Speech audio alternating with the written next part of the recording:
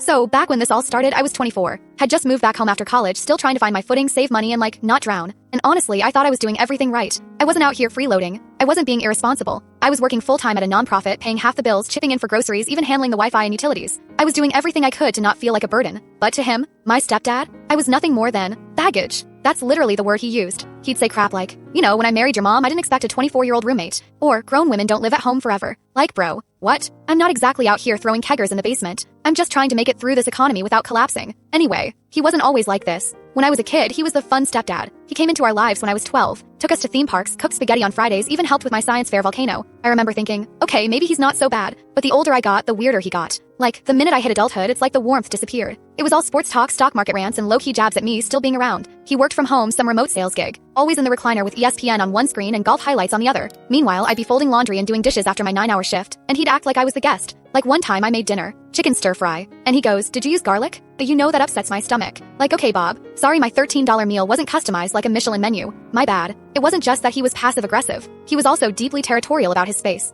Even though it was my mom's house too, the house her parents left her. Like, it was literally willed to her when grandma passed. But somehow, he turned it into his little kingdom. And I was just the extra weight. He'd say stuff like, "Maybe if you didn't major in gender studies, you'd be in your own place by now. FYI, I majored in communications, but thanks for proving my point, Bob." And my mom? She wasn't cruel, but she was a classic peacemaker. Always saying, "Don't mind him, he's just stressed, or he's got a lot on his plate. Girl, unless his plate is full of empathy and decency, I'm not interested." But I didn't want to cause drama. So I kept my head down, saved every dollar I could, and waited. I figured I'd be out in a year. Tops. Until one night he snapped. It was a random Wednesday. I came home a little late from work, team happy hour, nothing wild, and he was waiting in the kitchen like a Bond villain. No lights on, just him standing there with his arms crossed and a single lamp glowing behind him like it was a movie scene. He didn't yell. He didn't even look mad, just smug. And he goes, "I think it's time you started packing." I laughed at first like, what? But he was serious. "You've had a good run, but grown women don't live at home forever. It's time to spread your wings." Y'all, I froze. My mom was at her sister's that night, so it was just him and me. And in that moment, it was like all the crap he'd been saying finally solidified. I was being pushed out, evicted from my own childhood home. I asked him straight up, "Did mom say this was okay?" He shrugged. "She agrees it's probably for the best. You need to learn how to stand on your own."